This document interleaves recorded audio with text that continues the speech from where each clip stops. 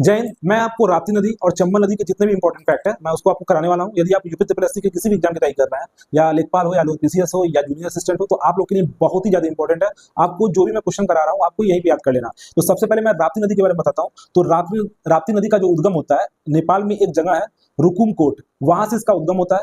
आप लोग को पता है कि गोरखपुर में राप्ती नदी बहती है, आप लोग अच्छे से जानते हैं।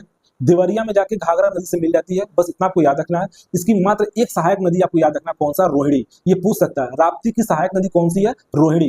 गोरखपुर में बहती है नदी राप्ती नदी, ये याद रखना है। देवरिया में जाके घाघरा नदी से मिल जाती है, इसको याद रखना है। और रुकुमकोट नेपाल से इसका उद्गम होता है। कहां से? रुकुमकोट। उसके बाद अगर मैं चंबल नदी के बारे में बात करूं तो चंबल नदी जो है यमुना की बहुत ही महत्वपूर्ण सहायक नदी है। अब चंबल नदी के बारे में जितने फैक्ट आपके एग्जाम में पूछ सकता है मैं उसको सब बताने वाला हूं, आपको यही याद कर लेना। सबसे पहले इसका जो उद्गम होता है वो विंध्यन श्रेणी, आपका जाना पाव पहाड़ी, मध्य प्रदेश से इसका उद्गम होता है। विंध्यन श्रेणी के जाना पाव पहाड़ी से इसका उद्गम होता है।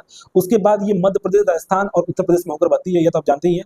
उसके बाद ये यमुना नदी पे कहां पे जाके मिलती है? इससे पहले वाले वीडियो में ये भी करा दिया था, इटावा में जाके ये यमुना नदी में जाके मिल जाती है, जहां पे हम लोग बोलते हैं उसे पंचनंदा।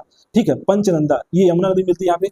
उसके बाद देखिए चंबल नदी को दो नाम और से जाना जाता है, एक तो चरमावती और उसके बाद एक चरमनौती। एक चरमावती है और एक है चरमनौती।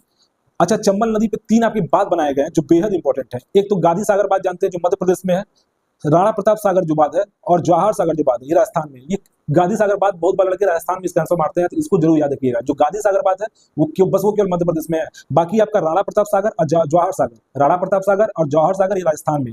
कोटा बैराज जो आपका है कहाँ पे है? ये भी चंबल नदी पे, ये भी राजस्थान में, इसको भी याद रखिएगा। तो ये आपका जितना फैक्ट मैंने कराया, राप्ती नदी का हो गया, चंबल नदी का, इन दोनों नदियों को आप अच्छे से याद कर लीजिएगा। जितने भी फैक्ट पूछेगा इसी से पूछेगा, इससे बाहर कुछ भी नहीं पूछेगा। यदि आप लोगों को मेरी वीडियो पसंद आ रही है तो मेरे चैनल को लाइक, सब्सक्राइब, थैंक यू।